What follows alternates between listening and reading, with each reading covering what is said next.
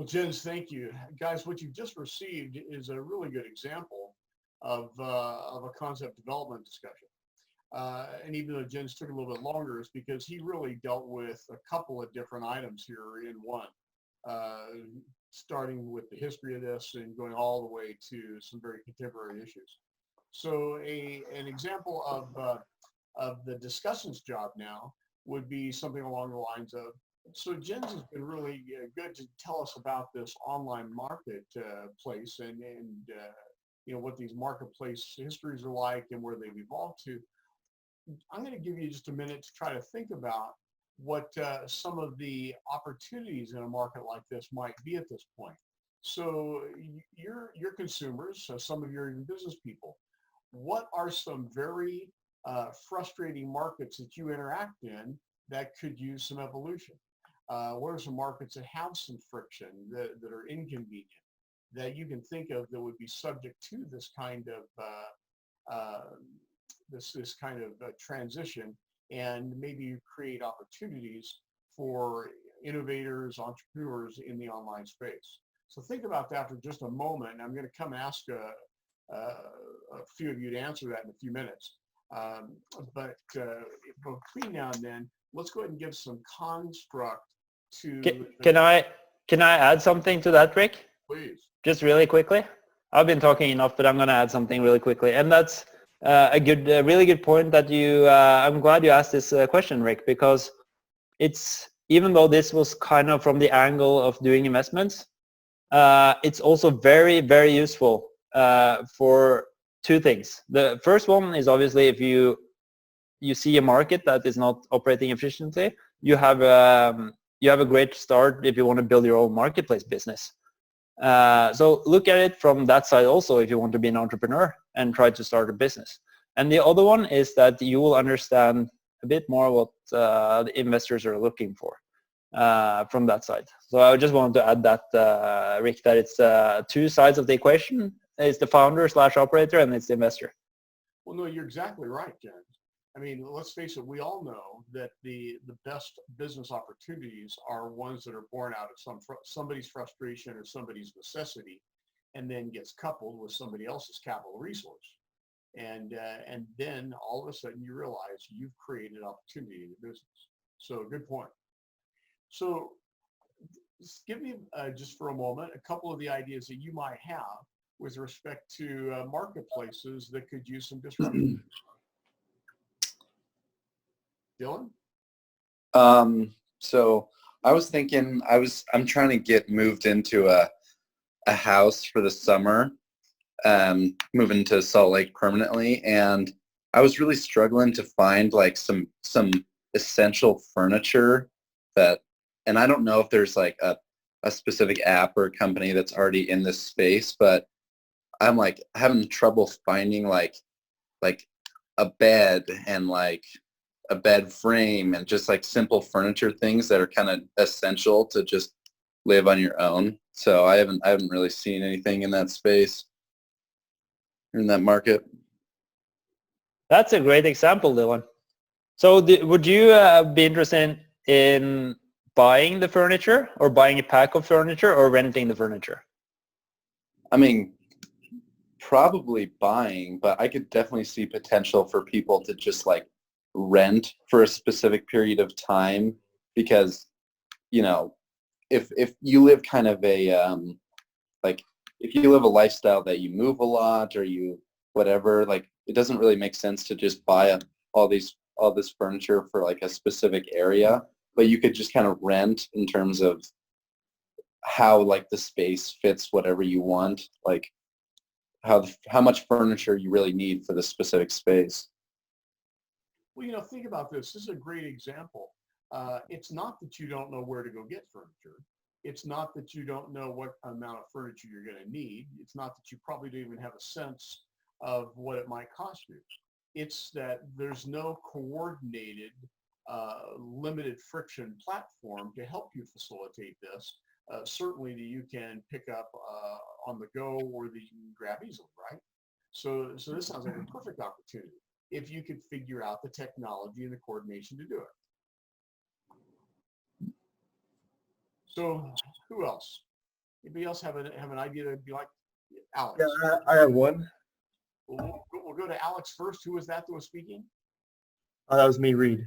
Okay, we'll go to Alex, and then we'll go to you, Reed.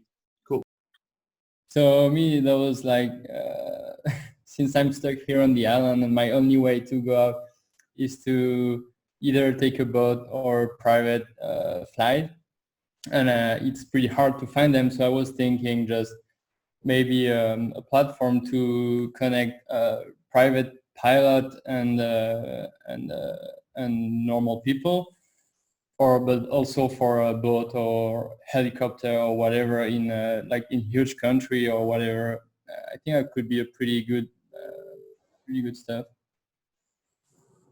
That makes good sense. You have to start to think about why is it that hasn't been done yet? Is it that there's not enough frequency? Is it that there's not enough contribution per? So we go back to the matrix that Jens gave us. So why maybe hasn't that kind of thing been done? Reed, what was your idea?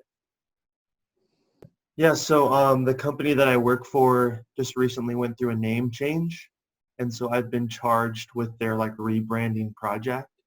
And so it's been really frustrating for me trying to revamp sites across the United States all in a uniform fashion, and like, you know, consulting with like signage vendors and things like that to get bids, and then getting them to visit the site and like measure the spaces and make signs and furniture and things like that. And so I've had a difficult time.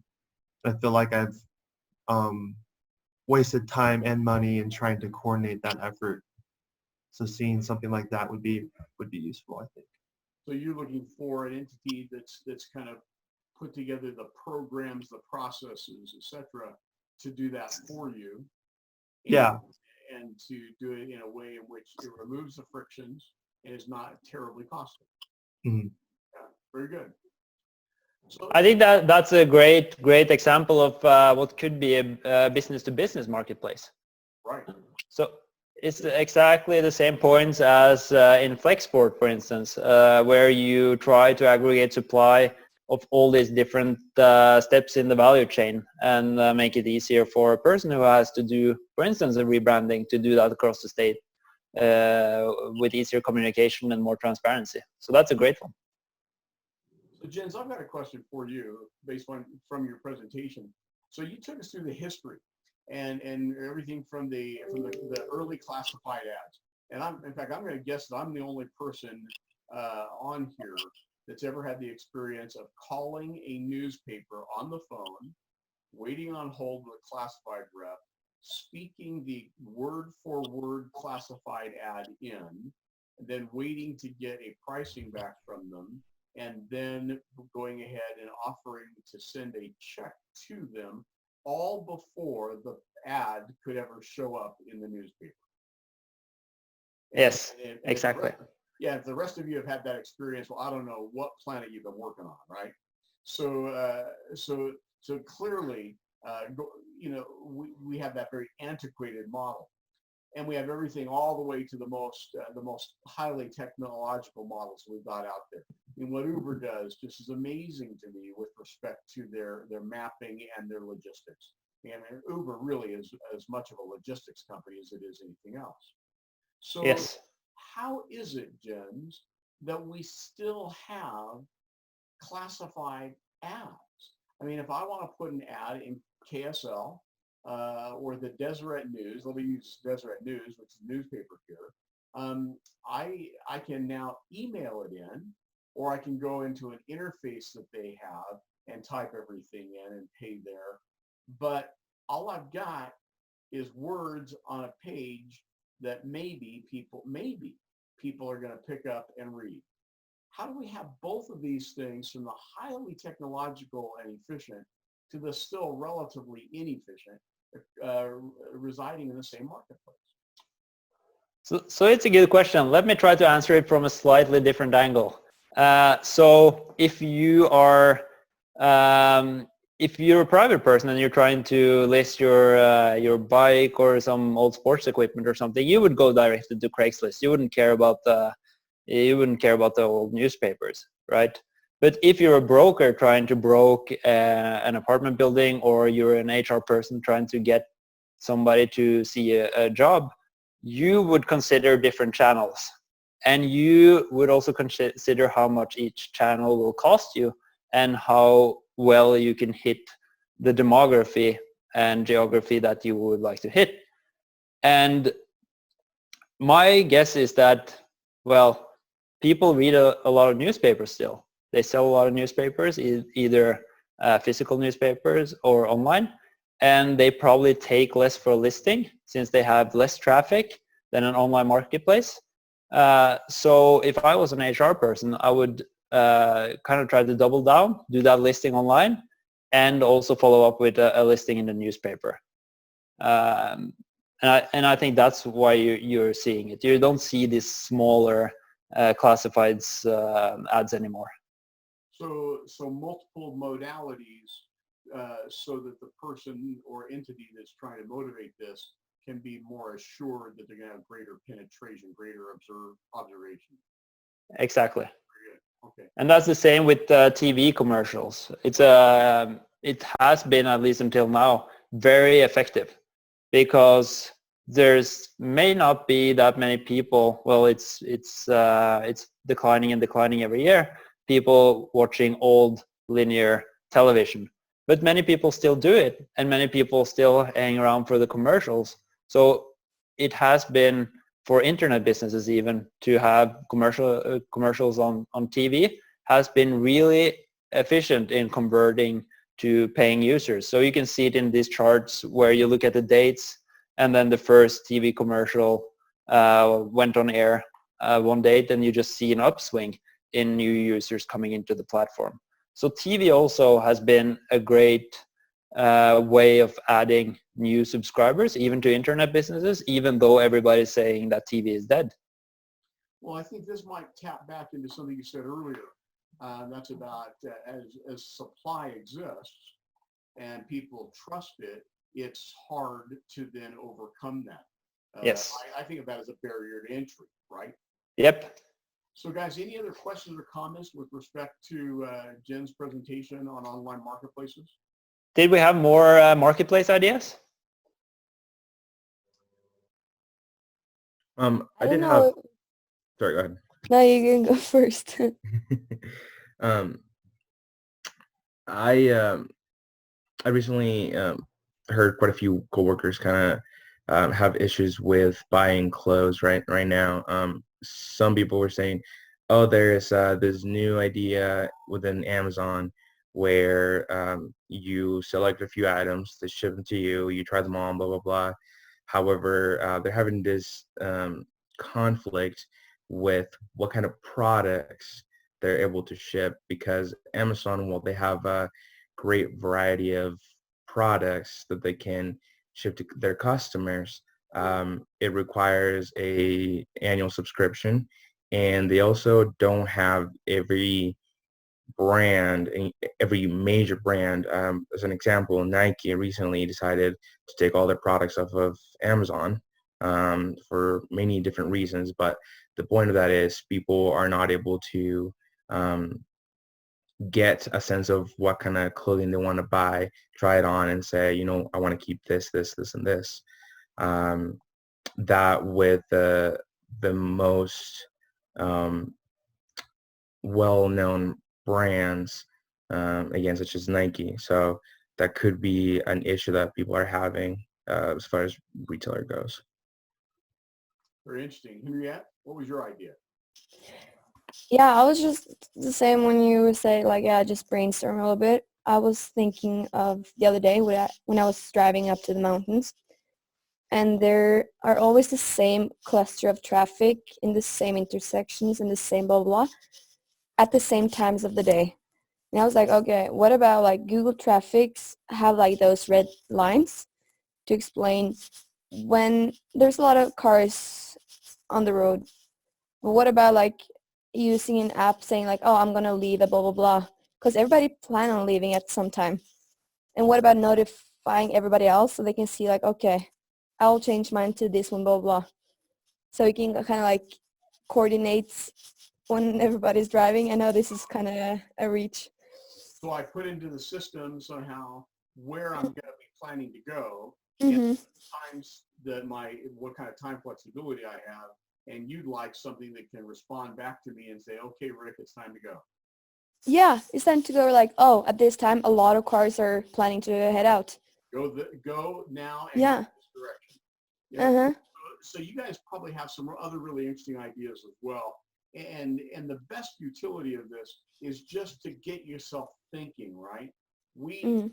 barely scratched the surface, and at least I would think that you'd agree with this, Jens, of this issue of online marketplace and connecting it with our Internet of Things, right? Hmm. That's very true. Yeah. Well, very good, guys. So now, not only did you see an excellent example of a concept development discussion from Jens, I now give you an example of what a discussant might do in following up with this. So lead a discussion that is using the material and complementing it, maybe fleshing it out a little bit differently. So I hope that's going to help you as you now get ready for your concept development assignments and your discussant assignments. And then the third part of that, of course, is at this point, I would assign somebody, and I think that person's name is Nicholas. I would assign Nicholas to come up with 5 questions and answers that would be submitted on a Canvas assignment so that they could become quiz questions that Jens or I might choose to use. So Nicholas, you've got an assignment now to come up with 5 questions and answers. You're going to submit those in the Canvas assignment, and they're going to end up showing up at some point, perhaps as a quiz for all of us with respect to Jen's presentation and our follow-up. Okay? All right. And now that Nicholas has been assigned that, as he executes it, then he doesn't have to worry about being assigned that again. Once he's fulfilled his 5 question assignment, he now is safe for the remainder of the block. Okay? Hey, a couple of things before we're done, and we're about to wrap up real quickly here with time. So within the next 20 minutes, so that would be no later than, I'll call it 11:15. I need you to reach out to me through WhatsApp and tell me if you have anybody in particular that you want to have as in your project group. So you want, maybe Donnie wants to be connected to Katie and to Lee. So you got 20 minutes to let me know who you would like to be connected to in a project group if you have a preference. It's fine if you don't have a preference, because after 11:15, I'm then going to go ahead and take your information. I'll then flesh out the groups that way. Remember, there's 3 people per. And to the extent that I haven't gotten information, I'll just flesh them out personally. And I'll shoot all of that out over WhatsApp. Should be within half an hour of that time, so by 11:45. At which point then, I would then like you guys to take a look at who you are with in a group. And by this afternoon at 2 o'clock, so this afternoon at 2 o'clock, I would like each group to have reached out to me and tell me which of the firms your group is going to focus to. So you got a little coordinating to do, and you can do this through text, WhatsApp, phone call, email, whatever it's going to be. But you've got 20 minutes or so, 15, 20 minutes to tell me who you want to be in a group with. I'll then assign the groups. I'll communicate out to you who those groups are. And then by 2 o'clock this afternoon, so about a few hours, I'd like each group to have communicated back to me as to what firm you want to focus to. Any question about that? Yes, Rick. So do you know if it's going to be only group of 3 people with the number of people in the class, or is there going to be one number of 4, for example? It is conceivable that there will be one of 4 or one of 2. Okay. So if you want to recommend that, I mean, I'm certainly happy to entertain that. Okay. All right. Remember, you've got to look at the Canvas discussions. We've got one that's due a week from today. And you need to be thinking about it and reading the material and going through your post. And then be prepared on Wednesday to not only show up on time, which you guys were really pretty good about that today, and I appreciate and respect that, but also we're going through the concept development discussions, the first 3 of them. We have a guest, and then we'll also spend some time in breakouts by each project group so you can do some collaborative work as a group. Okay? Any questions at all? Well, Jens, thank you. I hope you guys appreciate Jen's willingness to participate in this. And I appreciate you guys all being here and for the most part, letting us see your bright, smiling faces. Yeah, thanks, Rick. Thanks. Appreciate for being able to be a part of this, and I hope it was useful for the students. And I just have to say it's great to see the diversity in the student body again. And many people sit at different sides of the world, and the period is not maybe the greatest one, but we'll try to do a really good educational class either way. And I encourage you all to work as much together as possible to get a little bit of the social college midterm feeling anyway. So thank you for today. All right, guys, we're going to sign off. You have a great day. Thank you.